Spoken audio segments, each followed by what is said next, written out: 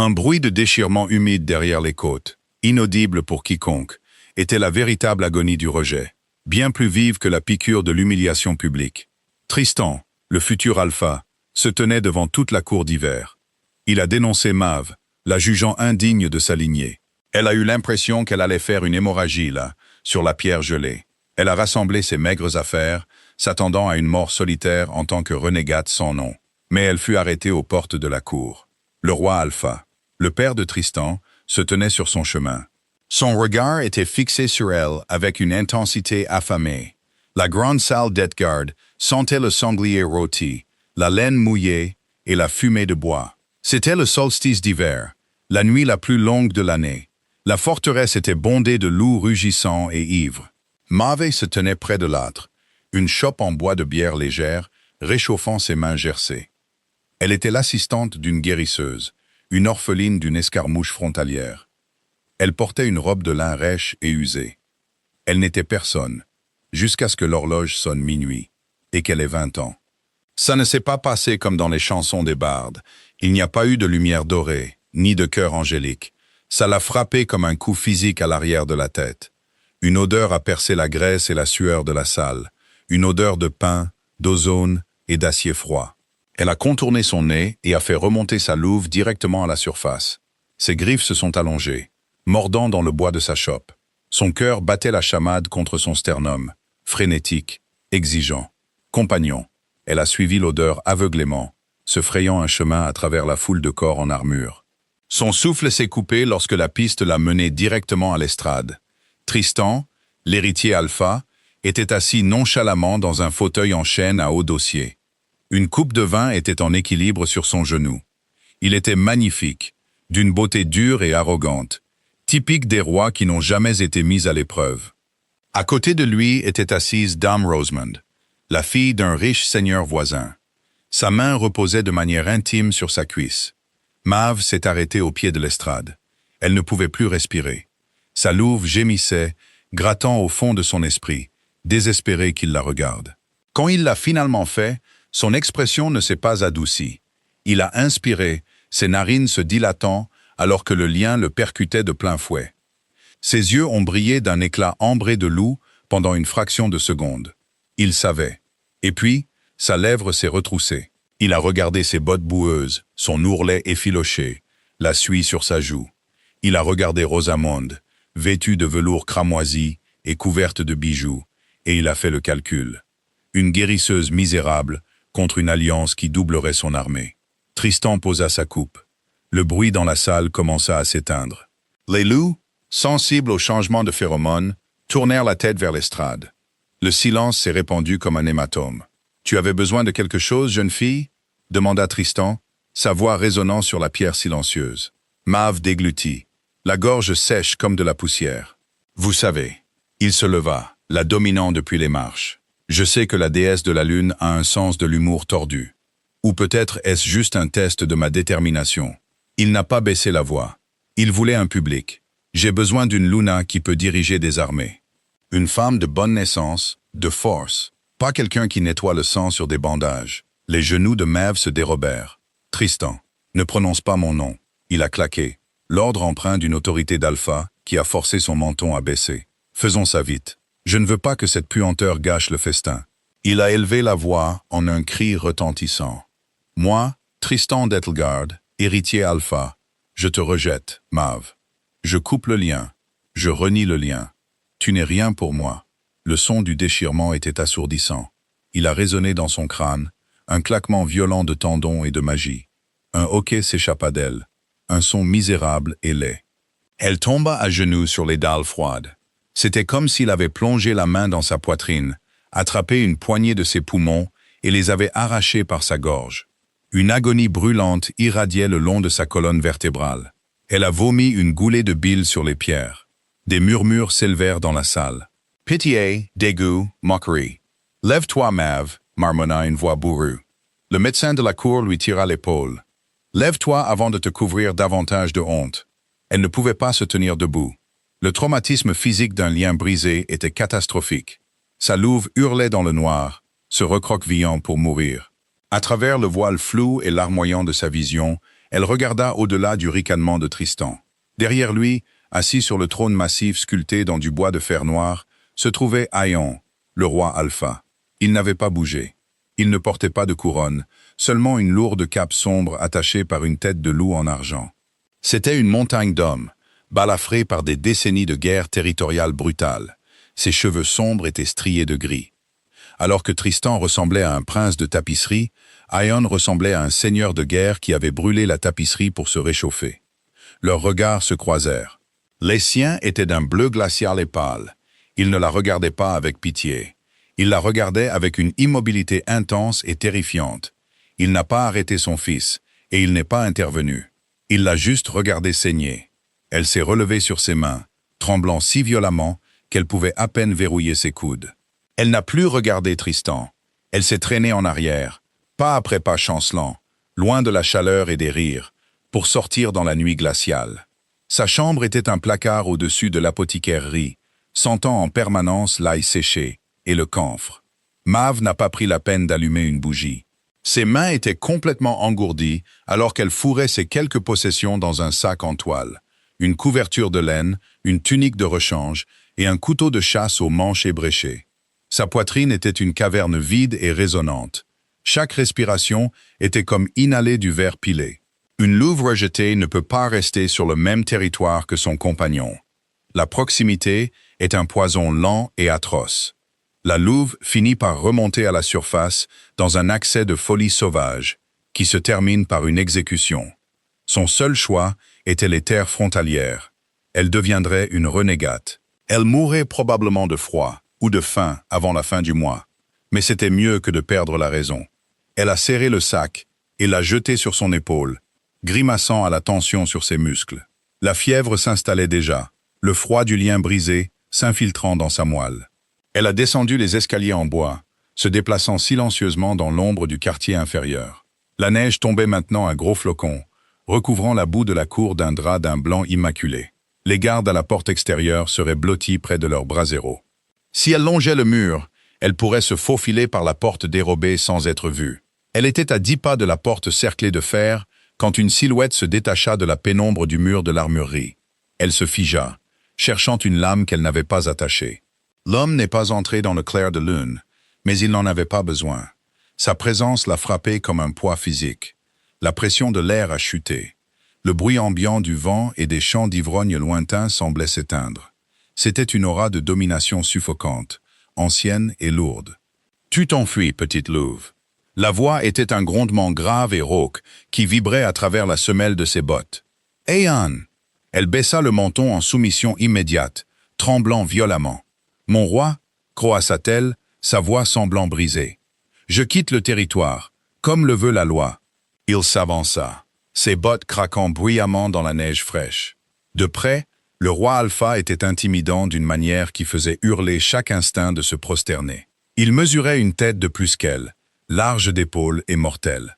Une cicatrice en zigzag traversait sa barbe, remontant jusqu'au coin de sa mâchoire. « La loi dit qu'une louve peut partir », corrigea Aion. Son ton était conversationnel, bien qu'il n'y ait rien de désinvolte dans la façon dont il la coinçait contre le mur de pierre. Elle ne dit pas qu'elle doit le faire. « Si je reste, je deviendrai folle », murmura-t-elle, gardant les yeux fixés sur le fermoir en argent de sa cape. « Votre fils !» Elle s'étouffa avec les mots, la douleur fantôme s'embrasant dans sa poitrine. « Votre fils s'en est assuré. »« Tristan est un imbécile », dit Aion.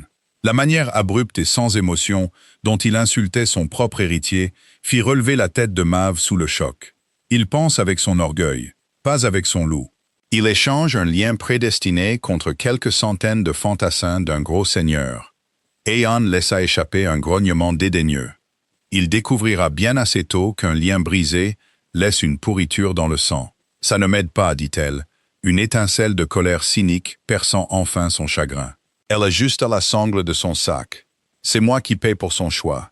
S'il vous plaît, Alpha, laissez-moi passer. » Aion ne bougea pas. Il se pencha juste un peu, et c'est là qu'elle sentit l'odeur. Plus tôt dans la grande salle, l'odeur de Tristan avait été une explosion chaotique de pain et d'ozone. Mais ça, c'était différent. C'était sombre, riche et écrasant. Fumée de bois, terre humide, fer, et vieux cuir. L'odeur l'enveloppa, s'infiltrant dans ses pores. Elle ne l'a pas frappé comme un coup. Elle l'a entouré comme une couverture lourde et suffocante. Sa louve intérieure, qui était recroquevillée, attendant de mourir, a soudainement relevé la tête. Elle a reculé jusqu'à ce que sa colonne vertébrale heurte le mur de pierre gelée. « Qu'est-ce que c'est » souffla-t-elle, la panique montant dans sa gorge. Aeon se tenait au-dessus d'elle, ses yeux bleus glacial fixés sur les siens. « Depuis 15 ans, mon loup est silencieux, » dit-il doucement, le timbre grave de sa voix vibrant contre sa peau. « Depuis la mort de la dernière reine, en donnant naissance à mon décevant fils, je pensais que la bête était morte. Il ne s'est jamais soucié de politique. Il ne s'est jamais soucié des concubines que je prenais pour réchauffer mon lit. » Aeon tendit la main lentement, délibérément. Elle tressaillit, mais il attrapa juste une mèche de ses cheveux que le vent avait fouetté sur son visage. Ses grands doigts calleux effleurèrent sa joue glacée. Une décharge d'électricité lui traversa la mâchoire jusqu'aux orteils. « Mais ce soir, » continua Aeon, sa voix tombant dans un ronronnement dangereux. « Quand ce garçon idiot a brisé le lien, mon loup s'est réveillé. Il a goûté le sang dans l'eau. Il t'a senti. » Elle secoua la tête, son esprit incapable de comprendre. « Non, c'est... Tristan était mon compagnon. Tristan était... » corrigea Aeon, son pouce traînant sur sa lèvre inférieure, la forçant à le regarder.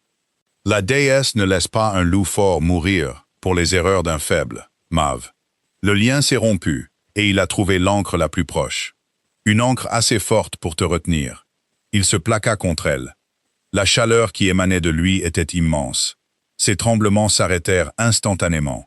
La douleur déchirante dans sa poitrine s'estompa, remplacée par une douleur profonde et lancinante d'une nature complètement différente. « Tu ne pars pas, Mav, » murmura le roi Alpha, baissant son visage jusqu'à ce que son souffle effleure son oreille. « Laisse tomber le sac. Je... » balbutia-t-elle, terrifiée par lui, terrifiée par le désir soudain et désespéré que son corps avait pour sa proximité. « Je suis une paysanne. Tu es à moi, » gronda Aeon. L'ordre Alpha était si profondément tissé dans les mots que sa main s'ouvrit d'elle-même. Le sac en toile tomba dans la neige avec un bruit sourd. Il ne lui laissa pas le temps de comprendre, de discuter ou de fuir. Aeon enroula un bras massif autour de sa taille, la soulevant contre son flanc, comme si elle ne pesait rien. Il tourna le dos aux portes et la ramena vers les ombres imposantes du donjon royal. Le matin arriva avec un froid brutal et mordant qui givrait les hautes fenêtres des appartements du roi. Mav se réveilla dans un lit assez grand pour 4 personnes, enveloppé dans des fourrures plus épaisses que tout ce qu'elle avait jamais touché. Pendant un instant, elle oublia. Elle s'étira, s'attendant au froid glacial de sa chambre mansardée. Puis l'odeur de fumée de bois et de fer la frappa, et les événements de la nuit lui revinrent en mémoire.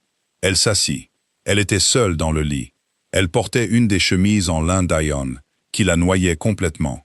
L'agonie dans sa poitrine avait disparu, entièrement, effacée, remplacée par une étrange chaleur vibrante. Elle toucha ses côtes. Aucune douleur. Le lien de compagnon n'avait pas seulement été remplacé. Il avait été écrasé par quelque chose de monolithique. La lourde porte s'ouvrit avec un déclic. Aeon entra. Il était habillé pour la cour. Cuir noir, brassard d'acier. Sa cape à tête de loup drapée sur ses épaules. Il avait l'air dur, intransigeant et profondément dangereux. « Lève-toi » ordonna-t-il, bien que son ton ne soit pas cruel. Il jeta un paquet de tissu sombre au bout du lit. « Habille-toi, nous avons une réunion de meute. » Elle attira le paquet vers elle. C'était une robe de laine d'un bleu nuit profond, taillée et doublée de fils d'argent, accompagnée d'un épais manteau de fourrure. « Qu'est-ce que c'est ?» « Ton armure, » dit simplement Aeon, se tournant pour verser de l'eau d'une cruche en argent dans une bassine. Tristan tient la cour ce matin pour annoncer ses fiançailles officielles avec la fille du seigneur Garrick. Il prévoit de consolider sa position. L'estomac de Mav se noua. « Et vous voulez que j'y sois ?»« Pourquoi ? Pour qu'il me jette des restes. » Aeon arrêta de s'essuyer le visage. Il se tourna, appuyant ses hanches contre le lavabo, la fixant de ses yeux glacials. « Tu penses que je t'ai amené dans mon lit pour t'y cacher ?» Elle déglutit difficilement, serrant la laine bleue contre sa poitrine. « Je ne sais pas ce que vous voulez de moi. » Aeon traversa la pièce en 3 longues enjambées. Il s'agenouilla sur le matelas, l'enfermant entre ses bras. Son visage était à quelques centimètres du sien. « Je veux une reine, dit-il doucement. Pourtant, les mots semblaient plus lourds qu'un ordre crié. Je veux une Luna qui connaît le fond du baril, qui connaît la douleur, qui ne sourit pas bêtement quand on lui offre une coupe ornée de bijoux. Je veux ma compagne. Il se pencha et pressa sa bouche contre le creux de son cou. Maeve haleta, alors que ses dents raclaient légèrement sa glande odorante. Il ne mordait pas pour la marquer, pas encore, mais il l'imprégnait de son odeur, superposant sa domination sur elle si densément qu'aucun loup à 100 miles à la ronde ne se méprendrait sur son appartenance. « Habille-toi » répéta-t-il en se reculant, ses yeux brillant d'un éclat argenté, vif et prédateur. « Ne fais pas attendre tes sujets. » 1 heure plus tard, la grande salle était plus bondée que pour le solstice. L'ambiance, cependant, était très différente. La lumière du matin filtrait par les fenêtres hautes, illuminant le vin renversé et la nourriture à moitié mangée de la veille. La meute avait la gueule de bois, était irritable et murmurait. Tristan se tenait sur l'estrade, l'air suffisant. Rosamund était à ses côtés, jouant déjà le rôle de la Luna, regardant de haut les loups du commun. « Mon père est en retard », annonça Tristan à voix haute, tapotant la garde de son épée. « Mais nous n'avons pas besoin d'attendre le vieil ours. Aujourd'hui, nous forgeons une nouvelle alliance. » Les lourdes portes de fer au fond de la salle s'ouvrirent violemment, heurtant les murs de pierre avec un craquement semblable à un coup de tonnerre. La salle devint complètement silencieuse. Aeon entra par la porte. Il ne marchait pas comme un homme venant écouter. Il marchait comme un prédateur entrant dans un enclos. Et Maeve marchait juste à côté de lui. La robe bleue lui allait parfaitement. Le lourd manteau de fourrure traînait sur le sol. Elle gardait le menton haut, son cœur martelant ses côtes, terrifiée, mais ancrée par la présence solide et inflexible du roi à ses côtés. Toutes les têtes dans la salle se tournèrent. Elle vit le médecin de la cour bouche bée. Elle vit les gardes se raidir. Mais c'est la réaction de Tristan qui lui coupa le souffle. Tristan s'arrêta au milieu de sa phrase. Ses yeux passèrent de son père à elle, puis se plissèrent. Il inspira brusquement. La distance était grande, mais les loups alpha ont des sens aiguisés. L'odeur de fumée de bois, de fer et du musc profondément possessif d'Ayan émanait d'elle par vagues. Le visage de Tristan perdit toute couleur. « Qu'est-ce que c'est » demanda-t-il, sa voix se brisant, perdant sa résonance d'alpha soigneusement travaillée. Ayan ne s'arrêta pas avant d'atteindre le pied de l'estrade. Il leva les yeux vers son fils, son expression taillée dans le granit. « Tu as convoqué une assemblée pour annoncer une alliance, garçon, » dit Ayan, sa voix résonnant dans le silence caverneux. « J'ai décidé que c'était approprié, car j'ai aussi une annonce à faire. » Tristan agrippa l'accoudoir du grand fauteuil. « Tu l'as amené ici pour me punir. La renégate devrait être partie maintenant. Je l'ai rejetée. »« C'est vrai, » acquiesça calmement Ayan. Il monta sur le premier gradin de l'estrade, entraînant Maeve avec lui. « Tu as jeté un cadeau de la déesse pour une babiole politique. » Il jeta un coup d'œil à Rosamund, qui recula sous le poids de son regard. « Une erreur stupide, mais une erreur heureuse pour moi. » Ayan se tourna pour faire face aux centaines de membres de la meute. Il ne cria pas. Il n'en avait pas besoin. Il projeta sa voix avec l'autorité sans effort d'un homme qui avait tenu la vie et la mort entre ses mains pendant 40 ans. Pendant 15 ans, Edgard a saigné sans Luna. J'ai saigné sans compagne. Il tendit la main et attrapa celle de Maeve, entrelaçant ses doigts épais avec les siens. Le contraste de sa peau balafrée contre sa main pâle était saisissant. La déesse, dans sa sagesse infinie, a jugé bon de corriger la faiblesse de mon fils. Tristan s'avança. Ses poings étaient serrés, son loup poussant contre sa peau, furieux de l'empiètement territorial. « Père, vous ne pouvez pas être sérieux. C'est une paysanne, une gratteuse de saleté. Ce sont mes restes. » Aeon bougea plus vite qu'un clin d'œil. Une seconde, il était à côté d'elle. La suivante, il tenait Tristan par la gorge, soulevant le prince aux cheveux d'or du sol de l'estrade. Tristan s'étouffa, ses mains griffant la poigne de fer d'Aeon, ses jambes se débattant dans les airs. Rosamund cria. Aeon n'avait pas l'air en colère. Il avait l'air complètement indifférent, ce qui était bien plus terrifiant. « Tu t'adresseras à elle en l'appelant Reine Maeve », gronda Aeon, sa voix baissant d'une octave, vibrant d'une intention mortelle. « Ou tu t'adresseras à elle en l'appelant Luna. Si tu parles encore de ma compagne avec autre chose qu'une révérence absolue, je t'arracherai la gorge et donnerai l'héritage à mon chien de chasse préféré. M'as-tu compris, garçon » Tristan devint violet, s'étouffant, hochant la tête frénétiquement. Ayan le lâcha. Tristan s'effondra sur le sol de pierre, haletant et toussant, reculant à quatre pattes. Le roi Alpha se retourna vers Mav, la froideur mortelle de ses yeux fondant alors qu'il regardait son visage. Il prit de nouveau sa main, la souleva, et lui baisa les doigts devant toute la cour terrifiée et sans voix. À genoux, ordonna Ayan à la salle. Ce n'était pas une demande. La vague de pouvoir Alpha frappa la foule comme un coup physique. Un par un, des seigneurs les plus hauts placés aux garçons de cuisine, la meute tomba à genoux. Des centaines de têtes se courbèrent. Tristan, toussant toujours sur le sol, leva les yeux vers Mav. Ses yeux étaient grands ouverts de choc, d'humiliation et d'une prise de conscience soudaine et écœurante de ce qu'il avait vraiment jeté. Mav baissa les yeux sur le garçon qui lui avait brisé le cœur la nuit précédente. Et pour la première fois de sa vie, elle sentit le manteau froid et dur du pouvoir s'installer sur ses épaules. La transition de paysanne sans nom à Luna d'Edgard ne s'est pas faite d'un coup de baguette magique. Elle s'est produite dans l'air glacial et suffocant de la salle de guerre. Ayan ne l'a pas choyée. Le matin suivant son élévation publique, il la fit escorter par un garde jusqu'aux donjons inférieurs. Là, les hauts seigneurs et les commandants de bataille étaient assis autour d'une immense table couverte de cartes. Ils cessèrent de parler dès qu'elle franchit le seuil. Le silence n'était pas né du respect. Il était épais de scepticisme, superposé à la lourde odeur d'armure non lavée et de tabac rassis. Tristan était absent, soignant sa gorge meurtrie et sa fierté brisée. Mais le seigneur Garrick, le père de Rosamund, était assis près de la droite du roi. Garrick était un homme taillé dans la sueur et la cruauté.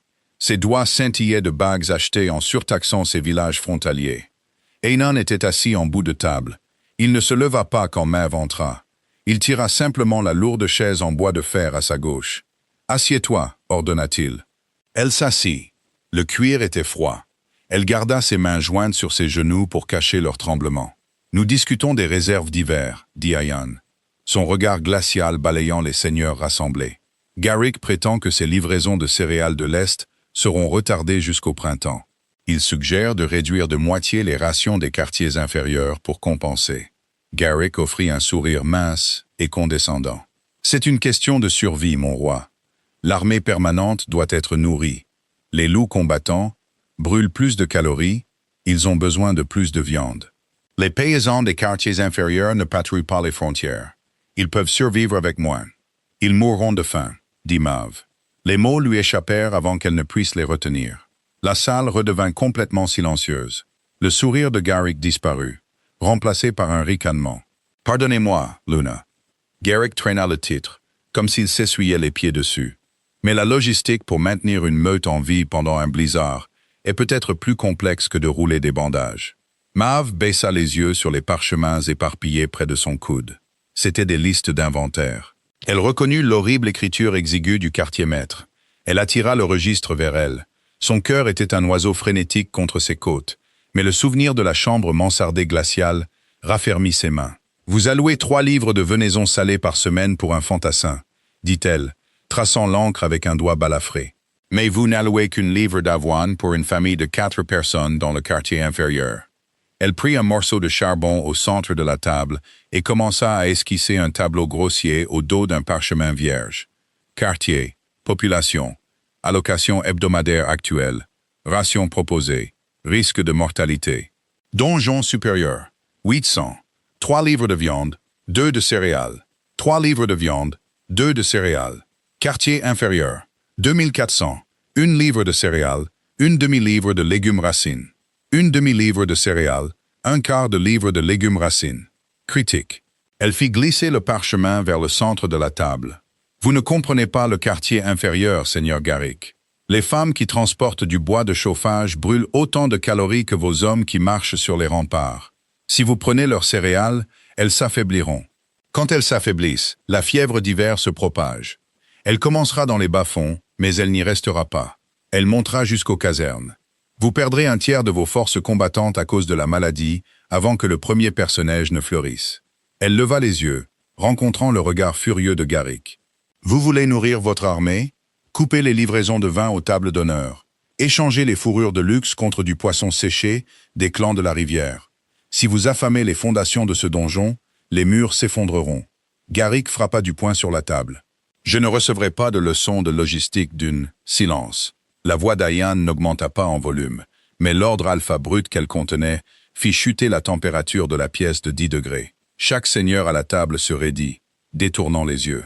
Ayan tourna lentement la tête pour regarder Maeve. Son expression était illisible. Pendant une longue et terrifiante seconde, elle pensa qu'elle avait dépassé les bornes. Elle avait embarrassé un haut seigneur devant le roi. Elle se prépara à la réprimande. Au lieu de cela, Ayan tendit sa main massive et balafrée, recouvrant la sienne sur la table. La chaleur de sa paume s'enfonça jusqu'à ses os. « La reine a parlé », dit Ayan doucement, ses yeux bleu pâle fixés sur Garrick, comme le viseur d'un tireur d'élite. « Envoyez un cavalier au clan de la rivière aujourd'hui. Les rations du quartier inférieur restent intactes. » Et Garrick, le seigneur Corporland déglutit difficilement. « Oui, Alpha. Si vos livraisons de céréales n'arrivent pas pour le solstice d'hiver, je prendrai la différence sur vos propres réserves. Dispersez-vous. » Alors que les seigneurs rassemblaient leurs capes à la hâte et fuyaient pratiquement la pièce, Ayan resta assis. Quand les lourdes portes de fer se refermèrent, les laissant seuls, il laissa enfin échapper un petit rire grave et rauque. C'était un son sombre et guttural qui vibrait dans sa poitrine. « Tu es une petite chose vicieuse quand tu es acculé, » murmura-t-il. Maeve expira un souffle tremblant, s'affaissant légèrement sur sa chaise. Il allait tuer des centaines de personnes juste pour économiser son propre argent. Ayan se leva, la tirant par la main et la plaquant contre le bord de la lourde table. Il l'enferma avec ses mains, posées sur le bois de chaque côté de ses hanches. C'est un politicien. Il ne voit que des chiffres. Toi, tu vois le sang. Ayan se pencha, enfouissant son visage dans ses cheveux, prenant une profonde et rauque inspiration de son odeur. Je savais que mon loup avait raison à ton sujet. Ayan, murmura-t-elle, le nom semblant étranger et dangereux sur sa langue. Tristan ne laissera pas passer ça. Et Garrick. Laisse-les comploter. Gronda Ayan contre son cou, ses lèvres effleurant sa peau. Un roi ne craint pas les murmures des souris. Et ils n'ont aucune idée de ce que tu vaux vraiment. L'hiver s'approfondit. La neige s'accumula contre les murs de pierre d'Edgard, les enfermant dans un monde de blanc aveuglant et de gris anthracite. Et alors que le froid s'installait, la pourriture commença à se montrer. Maeve vit Tristan 3 semaines plus tard dans la cour principale. Elle portait un panier d'écorce de saule séchée et de grandes camomilles pour les infirmeries, accompagnée de 2 gardes massifs et silencieux qu'Ayan lui avait assignés comme ombre. Tristan s'entraînait avec une épée d'exercice en bois. Il avait l'air terrible. Le garçon doré de la cour d'hiver était pâle, sa peau arborant un éclat cireux et maladif. Des cernes sombres pendaient sous ses yeux comme des ecchymoses. Il balançait son épée maladroitement, son équilibre précaire dans la neige tassée. Son partenaire d'entraînement, un jeune lieutenant nommé Kaelin, para facilement le coup et fit tomber Tristan dans la poussière. Tristan resta à terre un moment, la poitrine haletante, toussant violemment dans sa main gantée. Maeve s'arrêta. Elle ne voulait pas s'en soucier. Il l'avait jeté comme un déchet. Mais la guérisseuse en elle reconnut les symptômes d'un corps qui se retourne contre lui-même. Le lien rompu. Quand un lien de compagnon est rejeté, celui qui initie la rupture s'en sort rarement indemne. Ils pensent que leur sang alpha ou leur simple volonté les protégera. Ils ont tort. L'âme est un comptable violent, et elle équilibre toujours les comptes. Tristan leva les yeux et la vit regarder. Un éclair de haine pure et non diluée tordit ses traits aristocratiques. Il se releva en se débattant, ignorant la main tendue de Kaelin, et se dirigea vers elle d'un pas lourd. Ses gardes s'avancèrent immédiatement, leurs mains tombant sur la garde de leurs épées. « Halte !» dit Maeve doucement aux gardes. Ils s'arrêtèrent, mais restèrent tendus, rayonnant de menaces. Tristan s'arrêta à quelques pas. Il sentait la sueur aigre et les feuilles en décomposition, l'odeur d'un loup mourant. « Tu profites de la vue, Maeve » cracha-t-il, sa voix rauque. « Tu as l'air malade, Tristan » dit-elle, gardant sa voix parfaitement égale. « Ton corps rejette la séparation. Tu as besoin de saule blanc et de thé de lunaire infusé pendant 3 heures. Ça calmera les tremblements. »« Je n'ai pas besoin de tes herbes de paysanne » cria-t-il en s'avançant. Ses gardes tirèrent instantanément leurs lames d'un pouce de leur fourreau, le sifflement de l'acier résonnant dans l'air vif. Tristan se figea, ses yeux se posant sur les hommes armés. Il rit, un son amer et creux. Regarde-toi jouer à la grande reine, te cachant derrière les jupes de mon père. Je suis juste ici, dit-elle calmement. C'est toi qui as jeté ton armure. Il ne t'aime pas, siffla Tristan en se penchant en avant, ses yeux brillants de fièvre. Tu le sais, n'est-ce pas? C'est un seigneur de guerre, un monstre. Il n'a pas ressenti d'émotion humaine depuis 2 décennies. Il t'a seulement réclamé pour me contrarier, pour me remettre à ma place. Quand il se lassera de toi, il te jettera comme je l'ai fait. Un vent froid fouetta la cour, piquant les joues de Maeve. Elle regarda le garçon pour qui elle pensait devoir mourir. Il semblait si petit maintenant, si fragile. Si Ayan est un monstre, dit-elle doucement, alors je suis en sécurité dans sa tanière, car les monstres à l'extérieur sont bien trop faibles pour franchir les portes. Elle n'attendit pas sa réponse. Elle resserra son manteau de fourrure et passa devant lui, le laissant tousser dans la neige. Mais les mots de Tristan étaient une petite aiguille empoisonnée qui se glissa sous ses côtes. Il t'a seulement réclamé pour me contrarier. Cette nuit-là, Ayan la trouva sur le haut balcon de leurs appartements.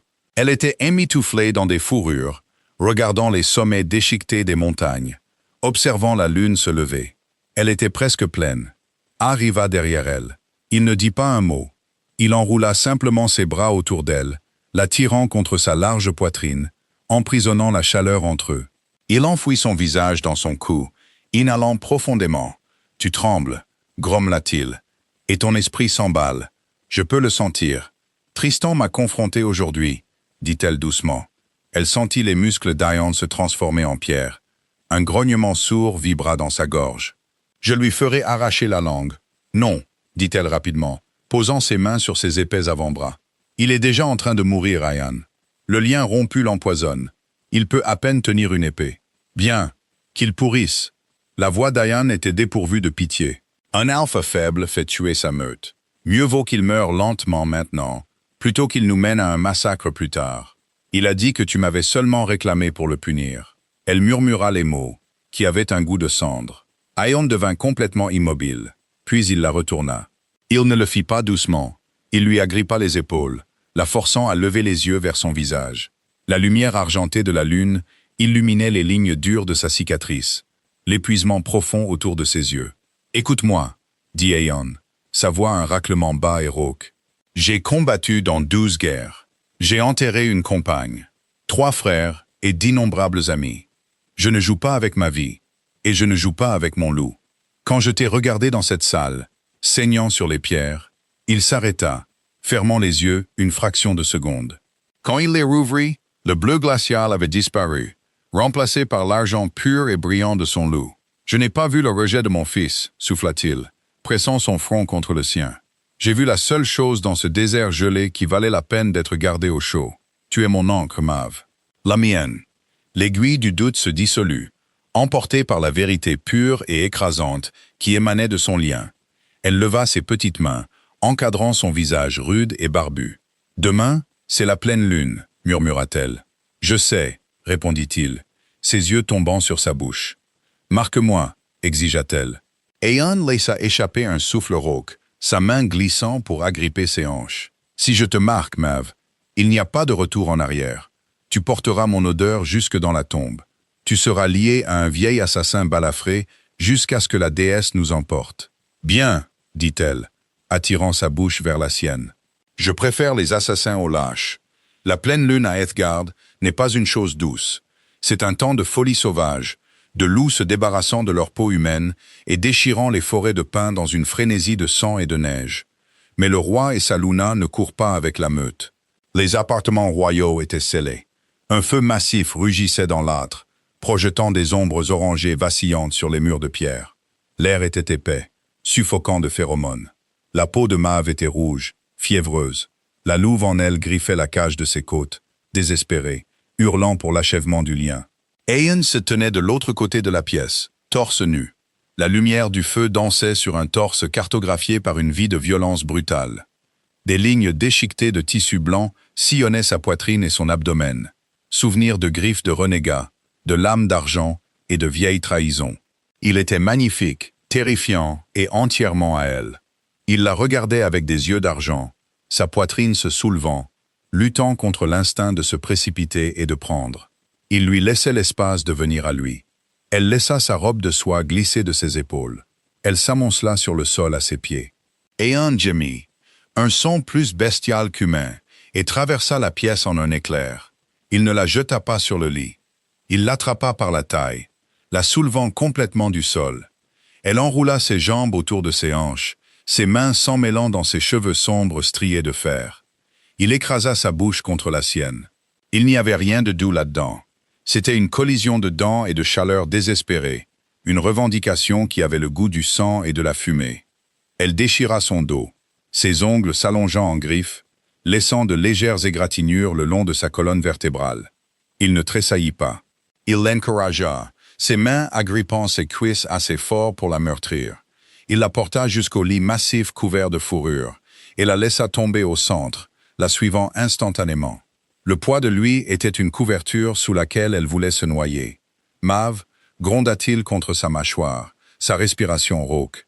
Ses crocs étaient entièrement sortis, raclant légèrement la peau sensible de son cou. Chaque nerf de son corps hurlait. « Fais-le » haleta-t-elle, cambrant son dos, exposant la jonction de son cou et de son épaule. « Revendique-moi » Aeon se redressa au-dessus d'elle sur ses avant-bras. L'argent de ses yeux était aveuglant. Il la regarda, non pas comme une paysanne, non pas comme une chose brisée, mais comme une égale, comme une déesse. Puis il enfouit son visage dans son cou et mordit. La douleur fut un éclair blanc et brûlant. Mav hurla, son dos se cambrant sur le matelas, ses mains agrippant ses épaules si fort que ses griffes firent couler le sang. Mais la douleur ne dura qu'une seconde. Elle fut immédiatement suivie par une vague de pur feu liquide inondant ses veines. Ce n'était pas comme la rupture. La rupture avait été une amputation violente. Ceci était une greffe. Elle sentit son âme percuter la sienne. Elle sentit son épuisement, son chagrin ancien, sa détermination impitoyable. Et sous tout cela, un amour farouchement protecteur, qui brûlait plus fort que le soleil. Il inonda ses sens. Elle lui appartenait. Il lui appartenait. Aeon se recula lentement, ses crocs tachés d'une goutte de son sang. Il la lécha respectueusement, scellant la blessure avec sa langue. La marque de la morsure, un croissant parfait de perforation, palpitait de magie. « À moi » murmura-t-il, s'effondrant contre elle, enfouissant son visage dans sa poitrine alors qu'elle le tenait, lui caressant les cheveux, tandis que la tempête de leur accouplement déferlait sur eux. À des milles de là, dans les salles sombres et froides du domaine du seigneur Garrick, il n'y avait ni feu, ni chaleur. Tristan était assis, blotti dans un fauteuil à haut dossier, enveloppé dans des couvertures, tremblant de manière incontrôlable malgré les épaisses fourrures. Son visage était décharné, ses yeux enfoncés. À côté de lui se tenait le seigneur Garrick, regardant une carte d'Edgard. Il la marquait, croissa Tristan, se serrant la poitrine. Il en avait senti l'écho, la rupture finale et absolue de sa connexion résiduelle avec Mav. Elle était complètement partie.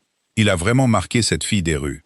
Garrick versa une coupe de vin sombre et la tendit au prince tremblant. « Votre père a perdu la raison à cause de la luxure, Tristan. Il élève une paysanne, insulte ses seigneurs et s'aliène ses alliés. Il est faible, il n'a pas l'air faible, » marmonna amèrement Tristan, toussant dans un chiffon. Il en ressortit taché de sang. Un arbre pourri de l'intérieur, ricana Garrick, pointant un gros doigt sur la carte. Les clans de la rivière sont isolés. La garde de l'Ouest est loyale à mon argent. Votre père pense qu'une morsure forte fait un roi fort. Nous lui montrerons le contraire. Tristan regarda la carte, ses yeux se plissant, alimentés par la maladie, la jalousie et un besoin désespéré de vengeance. Nous attendrons le cœur de l'hiver, dit Garrick, un sourire cruel s'étirant sur son visage. Quand les neiges seront trop hautes pour les renforts de la capitale, nous prendrons la forteresse. Nous prendrons le trône, et nous verrons combien de temps sa petite reine survivra quand elle sera jetée au loup. Janvier apporta un froid qui ne gelait pas seulement l'eau dans les bassines, il gelait la moelle dans les eaux. Les bancs de neige contre les murs extérieurs d'Edgard atteignaient les remparts. Le monde était réduit au vent blanc et à la pierre grise. Mais à l'intérieur du quartier inférieur, les feux brûlaient ardemment. Mav se tenait au centre de la place boueuse et enneigée, enveloppée dans sa lourde cape bleue. L'air sentait la fumée de bois, les légumes racines rôtis et la fourrure mouillée. Les rations supplémentaires étaient arrivées juste avant la fermeture d'école, troquées auprès des clans de la rivière exactement comme Aeon l'avait ordonné. Grâce à cela, Les enfants qui couraient entre les masures de pierre avaient de la viande sur les os. Les personnes âgées ne succombaient pas au tout hivernal. Luna, elle se tourna. Une femme avec de la farine sur son tablier s'inclina maladroitement, tendant un paquet fumant. Du pain frais, le premier de la fournée du matin. Pour vous et le roi. Maeve le prit, la chaleur s'infiltrant délicieusement à travers ses gants de cuir. Merci, Martha. Comment va la jambe de votre mari? Elle guérit, Luna. L'écorce de saule que vous avez envoyée a fait dégonfler l'enflure. Elle regarda Maeve, ses yeux baissés vers la neige en signe de déférence, mais il n'y avait aucune peur dans sa posture, seulement une loyauté féroce et inébranlable. Maeve n'était plus l'orpheline qui nettoyait le sang sur les sols. Elle était l'encre d'Edgard. Elle parcourait les quartiers inférieurs tous les jours. Elle ne se cachait pas dans le donjon supérieur. Elle saignait avec eux, travaillait avec eux, et en retour, la meute inférieure avait cessé de l'appeler la reine paysanne dans leurs murmures. Ils l'appelaient la Luna de fer. Elle retourna vers le donjon supérieur, le pain sous son bras. La paix du matin, cependant, semblait fragile, comme de la glace sur une rivière rapide. Aeon l'attendait dans la salle de guerre. Il ne leva pas les yeux de la carte étalée sur la table quand elle entra, mais la tension dans ses épaules se relâcha immédiatement. Le lien de compagnons vibrait entre eux, un fil constant de chaleur qui tenait à distance l'hiver brutal. « Tu es sorti tard », grommela Aeon, traçant un col de montagne sur la carte avec un doigt balafré. « J'assurais notre petit déjeuner », dit-elle, jetant le pain chaud sur la table. Elle s'approcha derrière lui, enroulant ses bras autour de sa taille et posant son menton sur son large dos. « Qu'est-ce qui te fait grincer des dents ?» Il couvrit ses mains avec les siennes. « Le silence.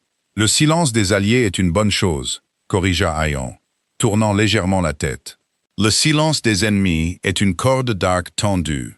Garrick n'a pas envoyé de corbeau depuis 3 semaines. Son quartier dans l'aile de la forteresse a été entièrement bouclé. Ses hommes ne boivent pas dans la grande salle. Ils ne patrouillent pas les murs extérieurs. Ils s'isolent, murmura-t-elle. Il se prépare, corrigea Aeon sèchement. Et Tristan est avec lui.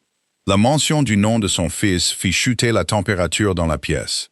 Aeon parlait rarement de Tristan maintenant.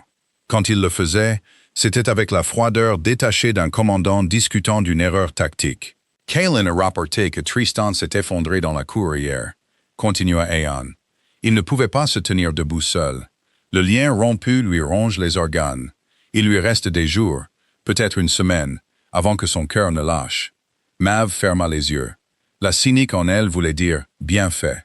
La fille qui s'était agenouillée sur les pierres de la grande salle, vomissant de la douleur du rejet, voulait qu'il souffre, mais la Luna en sentait le poids. Un loup mourant est un loup désespéré. Garrick n'attendra pas qu'il meure, dit-elle doucement. Si Tristan meurt, Garrick perd sa marionnette. Il perd sa prétention au trône. Et Zion se retourna, la tirant contre lui. Ses yeux étaient durs, calculateurs. Exactement. Si Garrick doit frapper, il le fera tant que Tristan a encore un pouls pour légitimer le coup d'État. Un coup lourd résonna sur la porte de fer. Kaelin, le jeune lieutenant, la poussa. Son visage était pâle, son souffle formant des nuages dans l'air froid du couloir. « Mon roi, haleta Kaelin. Les portes de l'Est. Qu'en est-il » aboya Aeon. La herse a été levée. Les treuils sont bloqués. Les hommes de Garrick ont massacré les gardes de la porte. Nous avons une force massive qui marche sur le sentier de montagne. Des mercenaires, des renégats, des centaines d'entre eux. Aeon ne tressaillit pas. Il ne jura pas. Il attrapa simplement la lourde épée large, posée contre la table. Ils ont l'intention de prendre le donjon avant le coucher du soleil, dit Aeon, attachant l'épée à son dos. Il baissa les yeux sur Maeve. L'ordre alpha dans ses yeux était absolu. Va dans les voûtes profondes. Prends les femmes, les enfants et les anciens du quartier inférieur. Verrouille les portes de fer de l'intérieur. Ne les ouvre pour personne d'autre que moi. Aeon. Fais-le, Maeve. Sa voix était un poids physique la poussant vers la porte. Ils veulent ma tête. Ils veulent ton sang. Je ne me battrai pas avec un œil regardant par-dessus mon épaule. Il attrapa l'arrière de son cou, l'attirant pour un baiser brutal et brûlant. Il avait le goût de l'adrénaline et de la finalité. « Je viendrai te chercher quand la neige sera rouge », murmura-t-il. Puis il se tourna, un seigneur de guerre retournant au sang et à la cendre, et sortit pour affronter le massacre. L'attaque ne ressemblait pas à une bataille de contes de bardes. Elle ressemblait à un abattoir. Des cris résonnaient sur les murs de pierre, mêlés au craquement écœurant des os brisés et au choc métallique de l'acier. La puanteur du sang et des entrailles vidées descendait dans les niveaux inférieurs du donjon. Mav n'est pas allé dans les voûtes. Ayan lui avait donné l'ordre de se cacher, mais la Luna ne se terre pas pendant que sa meute est massacrée. Elle a couru vers les infirmeries. C'était déjà le chaos. Des hommes étaient traînés avec des membres manquants, de profondes marques de griffes déchirant leurs armures. Les quelques guérisseurs restants étaient débordés, les mains glissantes de sang, criant pour de l'eau et des bandages. Elle jeta sa cape bleue. Elle retroussa les manches de sa robe de lin et attrapa un panier de neige tassé, une aiguille et du fil. « Tenez-le » cria-t-elle à 2 soldats non blessés, désignant un homme dont le ventre avait été ouvert par les griffes d'un renégat. Pendant les 2 heures suivantes, elle a existé dans un brouillard de cuivre et d'agonie. Elle a suturé la chair. Elle a pansé les blessures avec de la neige pour ralentir le saignement. Elle a versé de l'alcool, mordant sur les os exposés, ignorant les malédictions des mourants. Le vacarme au-dessus d'eux s'intensifia. Le plafond tremblait alors que des corps massifs s'écrasaient contre les sols en pierre de la grande salle, juste au-dessus de leur tête. Puis les lourdes portes en chêne de l'infirmerie se brisèrent et s'effondrèrent. Des cris éclatèrent parmi les blessés, alors que 5 hommes entraient à travers les décombres. Ce n'étaient pas les soldats d'Ayan. Ils portaient la livrée grise et argentée du seigneur Garrick. Des mercenaires. Leurs épées dégoulinaient. « Eh bien, eh bien » ricana le mercenaire en chef, ses yeux balayant la pièce remplie d'hommes brisés et de guérisseurs terrifiés. Son regard se fixa sur Mav, debout au-dessus d'un soldat blessé, avec une aiguille ensanglantée à la main. Il remarqua la lourde bague en argent à son doigt, l'odeur du roi Alpha émanant de sa peau. Le seigneur Garrick a dit que la petite reine pourrait jouer à l'infirmière. Les soldats sur les lits de camp essayèrent de se lever pour la défendre, mais ils étaient trop brisés. Le mercenaire s'avança, levant son épée. Garrick veut ta tête dans un sac. Il dit que ça brisera l'esprit du roi. Mav ne recula pas. Elle laissa tomber l'aiguille et ramassa un lourd couperet chirurgical en fer sur le plateau à côté d'elle. Elle était terrifiée. Ses mains tremblaient si fort que le métal cliquetait, mais elle planta ses bottes dans la pierre glissante de sang. « Viens la prendre » gronda-t-elle. L'homme rit et se jeta en avant. Il n'a jamais fait la moitié du chemin. Une ombre se détacha du couloir extérieur. Elle se déplaça avec une vitesse surnaturelle et terrifiante. Une patte massive de la taille d'une assiette s'enroula autour de la tête du mercenaire. Des griffes de la longueur de poignard s'enfoncèrent dans son crâne. Avec un craquement écœurant, la bête projeta l'homme la tête la première contre le mur de pierre. Le mur se fissura. L'homme devint flasque. Les 4 mercenaires restants se figèrent, les yeux écarquillés de terreur absolue. Dans l'embrasure de la porte se tenait un monstre. C'était un loup, mais il défiait les lois de la nature. Il mesurait près d'1,50 m au garrot. Sa fourrure était d'un noir de jais, striée de gris fer, entièrement emmêlée de sang. Une cicatrice blanche en zigzag courait sur son museau, reflétant celle sur le visage humain d'Ayan. Ses yeux brillaient d'un argent terrifiant. Le loup d'Ayan était venu. Un grognement sourd et vibrant commença dans la poitrine de la bête, faisant trembler les fioles sur les étagères en bois. Ce n'était pas seulement une menace, c'était la promesse d'une mort lente et atroce. Les mercenaires cédèrent. Ils se tournèrent pour fuir. Ayan les percuta comme un bélier. Il les déchiqueta avec une efficacité sauvage et féroce. Il n'utilisa pas d'armes. Il utilisa ses dents et ses griffes, arrachant des gorges, brisant des colonnes vertébrales. La violence était si brute, si complètement dépourvue de retenue humaine, que même les soldats endurcis de l'infirmerie reculèrent. En quelques secondes, c'était fini.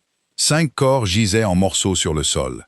Ayan se tenait au milieu du carnage, sa poitrine massive se soulevant, ses mâchoires dégoulinant de rouge. Il se tourna lentement, ses yeux d'argent se fixant sur Mav. Pendant une seconde terrifiante, la bête était entièrement aux commandes. La soif de sang féroce émanait de lui par vagues suffocantes. Mav laissa tomber le couperet en fer. Il tomba bruyamment sur le sol. Elle ne s'enfuit pas. Elle enjamba les corps. Elle s'approcha du loup monstrueux et ensanglanté. Elle tendit ses mains nues et sanglantes et enfouit ses doigts dans la fourrure épaisse à la base de son cou.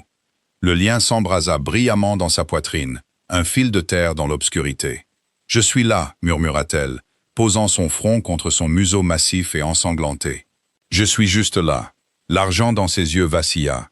La tension monstrueuse de ses muscles s'effondra.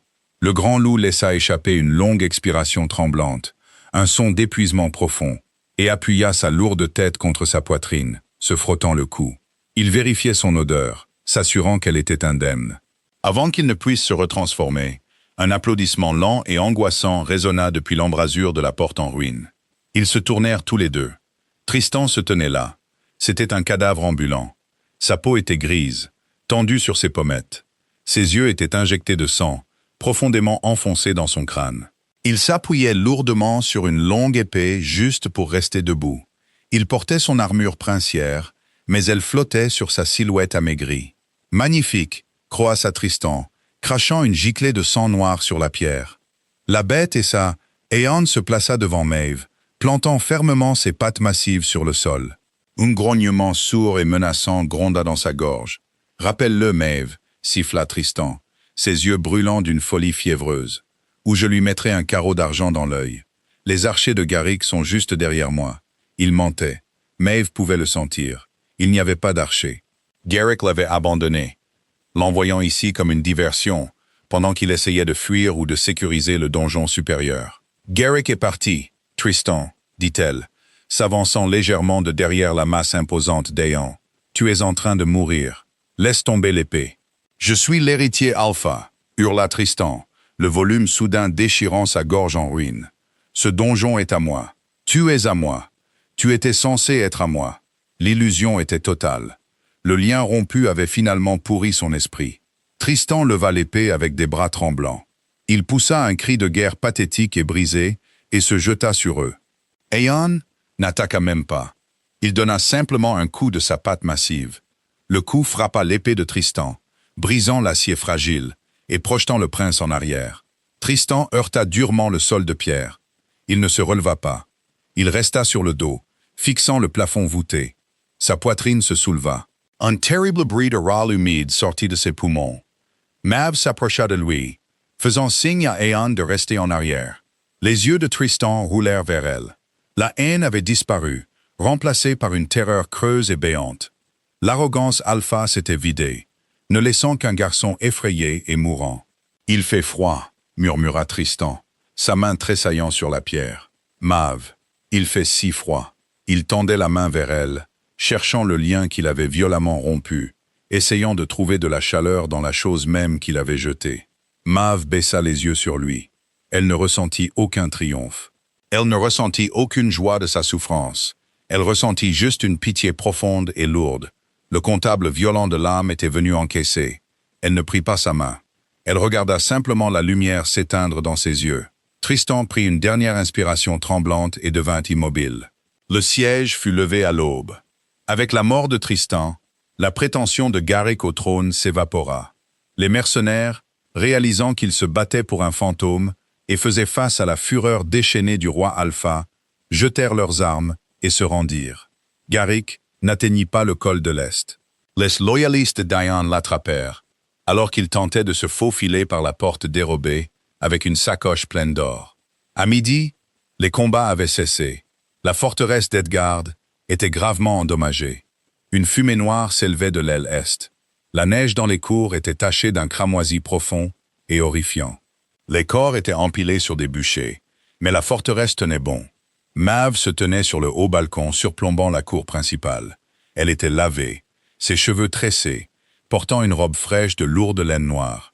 L'air était vif, le ciel d'un bleu perçant et sans nuages. La tempête s'était enfin calmée. En bas, Aeon se tenait sur le billot du bourreau. Il était de retour dans sa peau humaine, bien qu'il ait l'air tout aussi mortel. Il ne portait pas de chemise, des bandages enveloppant ses côtes, là où une lame d'argent l'avait éraflé. Le seigneur Garrick fut forcé de s'agenouiller dans la neige tachée de sang.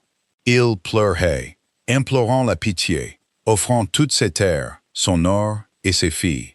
Aeon n'écouta pas. « Tu as fait entrer des renégats dans ma maison. » La voix d'Aeon porta à travers la cour, silencieuse, atteignant chaque membre survivant de la meute. « Tu as massacré mes gardes. Tu as essayé d'assassiner ta reine. » La peine pour trahison n'est pas une amende, c'est le néant. Eren tira sa lourde épée large. Elle brilla sous le soleil d'hiver. Pour Edgard, rugit Eren, et il abattit la lame. Ce fut un coup net. La tête de Garrick tomba dans la neige. Un silence profond et lourd s'abattit sur le donjon. La Mute regarda son roi abaisser l'épée sanglante. Puis, comme un seul homme, les milliers de loups rassemblés dans la cour tombèrent à genoux dans une soumission absolue et sans faille. Ayan se tourna. Il ne regarda pas ses sujets prosternés. Il leva les yeux, son regard trouvant Maeve sur le haut balcon. Même à cette distance, elle pouvait sentir la chaleur intense et brûlante de son regard. L'argent brilla dans ses yeux, une promesse silencieuse. Il tendit l'épée sanglante à un garde et commença la longue montée des escaliers de pierre vers leurs appartements. Maeve l'attendit près de l'âtre. Le feu s'était réduit à des braises rougeoyantes. Quand la lourde porte en chêne se referma derrière lui, Aeon s'appuya contre elle un instant, fermant les yeux. La posture du seigneur de guerre s'effaça, ne laissant qu'un homme profondément épuisé. Elle traversa la pièce et enroula ses bras autour de sa taille.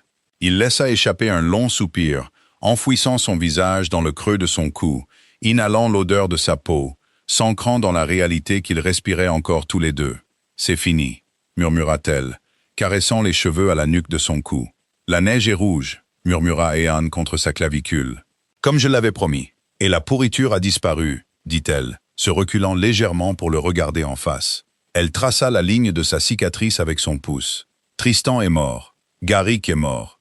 La meute est à toi. La meute est à nous, corrigea-t-il, sa voix un grondement bas et rauque. Il attrapa sa main, pressant un baiser dans sa paume. Ils t'ont vu à l'infirmerie, Maeve. Ils t'ont vu te tenir entre leurs blessés et une épée. Ils ne s'inclinent plus devant toi, parce que je le leur ordonne. Ils s'inclinent devant toi, parce que tu es leur Luna. Tu la souleva, la portant sans effort vers le lit massif couvert de fourrure. Son corps était meurtri, contusionné et balafré, mais sa force était absolue. « Je pensais que j'étais mort il y a 15 ans, » murmura Aeon, la déposant parmi les fourrures et la suivant, son poids l'épinglant confortablement au matelas.